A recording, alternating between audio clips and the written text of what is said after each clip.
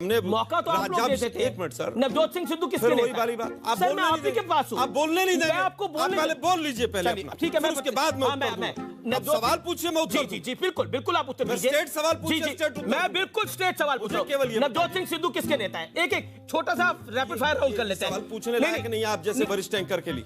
नहीं मैं एक तो प्रवक्ता को जवाब देने का उत्तर है।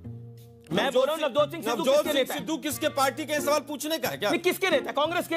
यार ये बता दीजिए, अमित शाह जी ने आईएसआई को पठानकोट में जांच के लिए बुलाया था। क्या बीजेपी माफी मांगेगी पूरे देश से? क्या ऐसे सालूवालियों को पार्टी से बाहर किया जाएगा?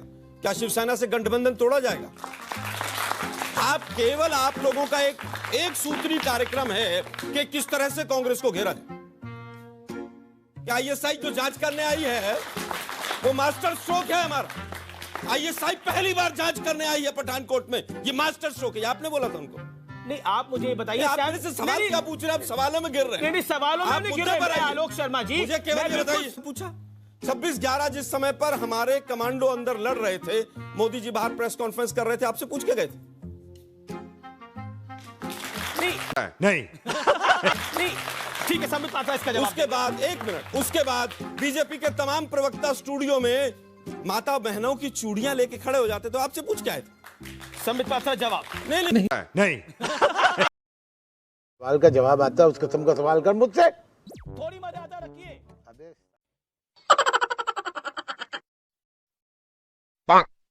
आप मेरे पैनलिस्ट का अपमान नहीं करेंगे। आप उंगली करेंगे, मैं पैनलिस्ट की तरफ हाथ भी बढ़ाऊंगा। आप पढ़ाएंगे उनको हिंदी? आप उंगली मत कीजिए। आप मैं आपको समझा रहा हूं। एंकर बन के सवाल पूछिए, मैं उत्तर दूंगा।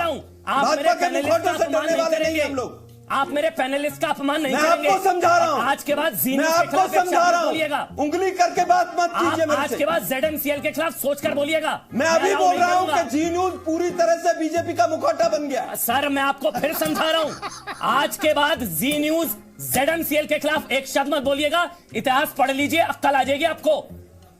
कोई भी आकर जी मीडिया के खिलाफ अगर बोलेगा, 4 बीजेपी के लोगों को बुलाकर बैठाएगा, हम जरूर बोलेंगे। आप जैसी हम जरूर मापने का सिस्टम है उसको दुरुस्त होना चाहिए। देखिए हाँ बिल्कुल 4 साल से मापने का सिस्टम दुरुस्त नहीं था, इसलिए नौकरियां जो हैं, नौकरियां तो बहुत थी लोगों के पास, लेकिन केवल मापने का सिस्टम गलत था। आप बताइए कौन सा उद्योग ऐसा है जिसके अंदर उद्योग बढ़े हैं, या कौन सा उद्योग ऐसा है जिसके अंदर नौकरियां बढ़ी हैं? आपके पास कोई उत्तर नहीं है। बताइए फ्यूचर में भी उसका पी चिदम्बरम तो इसको आरएसएस टैक्स कह रहे हैं। तो आज भी पी कर रहे चिदम्बरम तो कह रहे हैं ये आरएसएस टैक्स है। चिदम्बरम कह रहे हैं आरएसएस टैक्स है। क्या वो जायज है कहना? मैं बता रहा हूं ना क्यों कह रहे हैं, क्योंकि जीएसटी, सुनिए ना अमीश भाई मैं बता रहा हूं ना, आरएसएस भी अनप्रिपेयर्ड होकर स्टेटमेंट देती है, इसीलिए जीएसटी भी अनप्रिपेयर्ड होकर इन्होंने लागू किया। आरएसएस की गतिविधियां भी हमेशा संदिग्ध रहती है, लोगों के समझ नहीं आती हैं। आज जो सीए और चार्टेड अकाउंटेंट है उनको जीएसटी नहीं समझ आ रहा है। आरएसएस भी देश को कुछ नहीं देती है और जीएसटी के स्लैब से भी कहीं रिफंड नहीं मिल रहा है, इसलिए जीएसटी दिया। हिंदुस्तान में 26 करोड़ परिवार हैं, 13 करोड़। इसका मतलब, अरे भाई इस बार के 15 अगस्त की स्पीच सुनिए, 14 करोड़ था, फिर एक मंत्री ने 15 कहा, अरुण जेटली साहब ने। मैं कह रहा हूं 13 ही मान लेते हैं। 26 करोड़ परिवार हैं हिंदुस्तान में, इसका मतलब हर 2 घर में से एक को मुद्रा लोन मिल गया। यहां कितने लोगों को मुद्रा लोन मिला?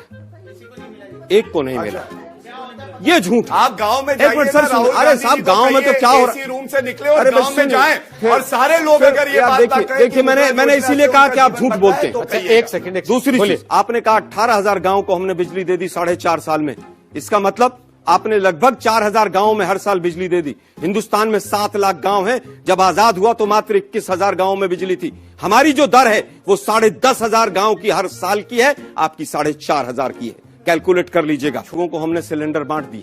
जिस राज्य में चुनाव होता है, एक व्यक्ति, खास व्यक्ति के सिलेंडर जाते हैं और उसके बाद वो रिफिल नहीं होते हैं। आपने कहा 15 लाख रुपए अकाउंट में आएंगे, क्या हुआ उसका? आपने उत्तर नहीं दिया। आपने कहा कि 1 रैंक 1 पेंशन, आज भी जंतर मंतर, अरे सर सुन लीजिए ना, 1 रैंक 1 पेंशन में 1 रैंक 5 पेंशन है और आज भी एक्स सर्विसमैन वहां पर बैठे हुए।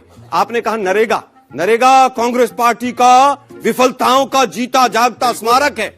आज नरेगा में 46% रिजर्वेशन एनरोलमेंट बढ़ गया। आपने तो गांव में भी एक बात और बताइए, शहरों में भी 90,000 बेरोजगारी बढ़ा दी रुपया और उससे क्या आज हुआ डायरेक्ट कि बेनिफिट मनरेगा के ट्रांसफर अंदर बच गया है। लोगों का क्योंकि ये रजिस्ट्रेशन लोग बढ़ खा गया, जाते थे, आम बेरोजगारी जनता बढ़ गई का, वहां आम आदमी के पर। तो पास जीता पहुंच रहा है। जागता जो स्मारक ये बड़ी था बात है। उस मैं समझता हूं देश के प्रधानमंत्री के पास इतना समय है, देश तमाम समस्याओं से जूझ रहा है और उसके बावजूद उनको केवल कांग्रेस ही अगर सुबह शाम दिन रात गांधी फैमिली ही याद आ रही है, तो मुझे लगता है कि कहीं ना कहीं कांग्रेस में दम है। और जिस वजह लिटरली मत लीजिएगा, मगर शेर है, बहुत फेमस है हिंदुस्तान में। बर्बाद गुलिस्ता करने को एक ही उल्लू काफी था, हर साख पे उल्लू बैठा है, अंजाम गुलिस्ता क्या होगा। लौड़ा का सरकार है।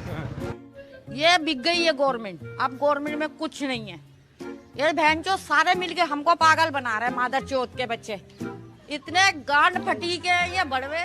आप क्रोनोलॉजी समझ लीजिए। झूठ बोलो, बार बार झूठ बोलो, जो भी बोल सकते हैं सब झूठ बोलो, जहां भी बोल सकते हैं झूठ बोलो, जितनी बार बोल सकते हैं झूठ बोलो।